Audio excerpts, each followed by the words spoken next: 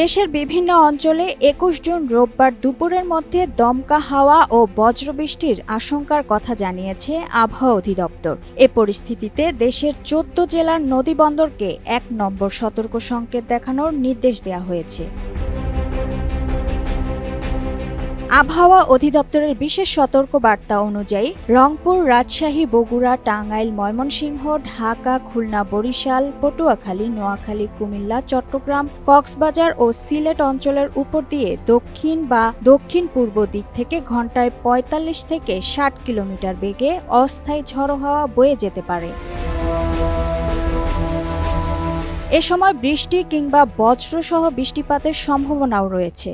সম্ভাব্য বৈরী আবহাওয়ার কারণে নদীপথে চলাচলকারী নৌযান ও সংশ্লিষ্টদের সতর্ক থাকার পরামর্শ দিয়েছে আবহাওয়া অধিদপ্তর। রোববার ভোর ৫টা থেকে দুপুর ১টা পর্যন্ত কার্যকর এ সতর্ক বার্তায় আবহাওয়া পরবর্তী আপডেটের প্রতি নজর রাখারও আহ্বান জানানো হয়েছে।